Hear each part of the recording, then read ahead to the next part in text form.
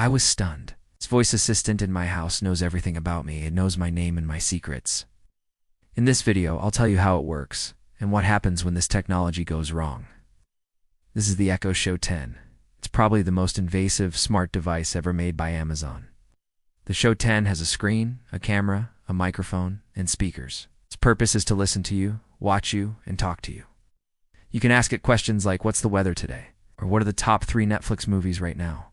Like any other voice assistant, it will answer your questions. But it can also recognize faces, people, objects, and scenes. And it's always ready to help with daily tasks, such as adding items to your shopping cart or turning off the lights. However, some of these features were not properly communicated to customers. Amazon has come under fire for its secret recordings of customers and customers' homes. So let's find out what the big deal is. What does Amazon do with our data? Is our privacy safe? Let's investigate. Before we get started, I want you to know that this channel is all about exposing corruption, lies, and deceit within mega corporations. If you like this video, please subscribe so you don't miss future updates. Now let's dive in. Let's start at the beginning. How does this thing work? How is it able to learn your routines and understand your needs? That's possible thanks to machine learning. Machine learning algorithms allow computers to learn from past behavior without being programmed to do so. For example, if you order a pizza every Friday night at 7 p.m., the system will learn your routine and send you reminders on Thursday asking if you still want to make the order. Machine learning is behind many of the technologies we use every day, including self-driving cars and virtual assistants. These systems learn from experience and become better at predicting human behavior over time. But they also collect vast amounts of data about us, which raises concerns about privacy and security. One way that these systems learn about us is through the data that we give them directly. For example, we may provide our personal information when we sign up for a new account or make a purchase. We may also give away our data when we use public Wi-Fi networks or interact with social media platforms. Another way that these systems learn about us is through the data that we generate through our online activity. For example, every time we visit a website or make a search query, we are generating data that can be used to learn about our interests and behaviors. And finally, these systems can also learn about us through the data that is collected by third parties. For example, advertisers may collect data about our online activity in order to target us with ads. This data can then be used to learn about our demographics, interests, and behaviors.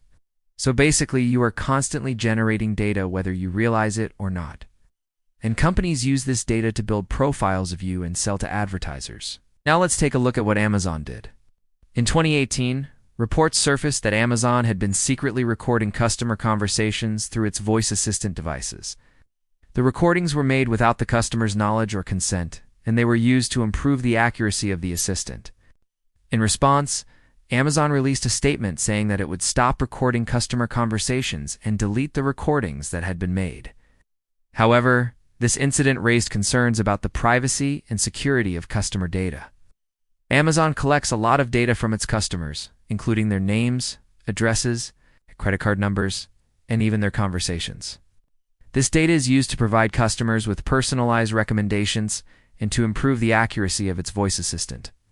However, this data is also valuable to advertisers who want to target customers with relevant ads.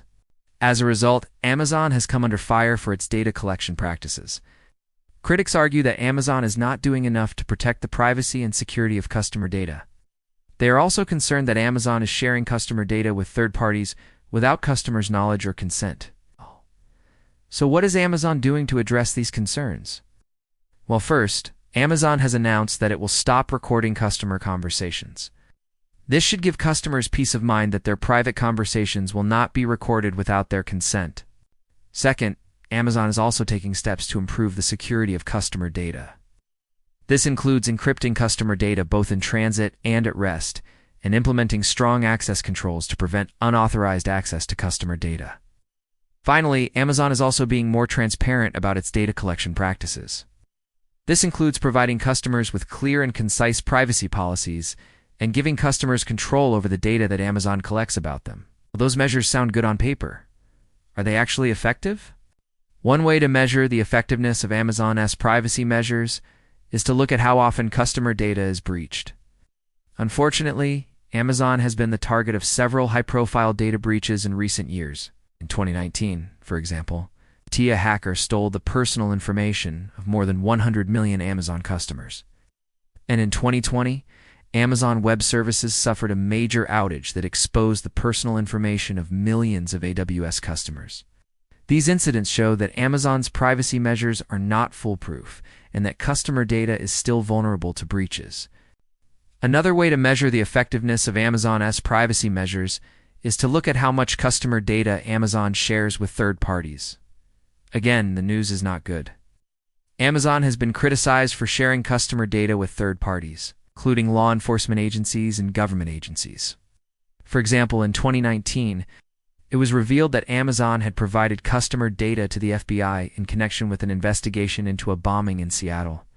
Similarly, in 2020, Amazon provided customer data to the U.S. Customs and Border Protection Agency.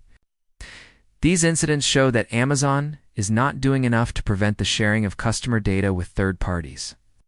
Well, it seems like Amazon is not doing enough to protect customer privacy. What can we do about it?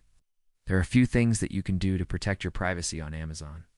First, you can review the privacy settings on your Amazon account to see what data Amazon is collecting about you. You can also take steps to limit the amount of data that Amazon collects about you. For example, you could disable the history feature or stop receiving personalized recommendations. Second, you can also be careful about the information you share through Amazon. When making purchases or creating an account, only provide Amazon with the information that is necessary. Finally, you can also take advantage of the tools that Amazon offers to help you manage your privacy. For example, you can use the Your Account and Your Data page to view or delete the information that Amazon has collected about you. You can also use the Privacy Settings page to control the amount of data that Amazon collects about you and how that data is used. By following these tips, you can help protect your privacy and security when using Amazon. Okay, now let's take a look at what happens when this technology goes wrong. In 2019, an Amazon employee listened to recordings of customers without their permission. The recordings were made by the company's voice assistant devices, and they were used to train new algorithms.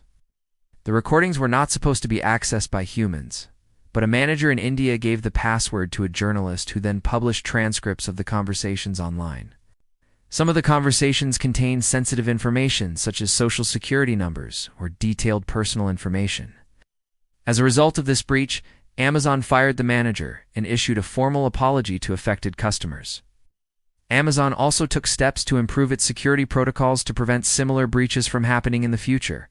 For example, Amazon implemented stronger encryption methods and access controls to limit access to sensitive customer data. Additionally, Amazon also hired a third-party security firm to conduct an investigation into the breach and to recommend ways to improve the company's security posture. In response to the incident, Amazon also announced changes to its privacy policy to give customers more control over their data. For example, Amazon gave customers the option to delete their voice recordings and also provided more transparency about how customer data is used. Well, despite these measures, the damage was already done. The breach of customer trust that resulted from this incident is hard to repair.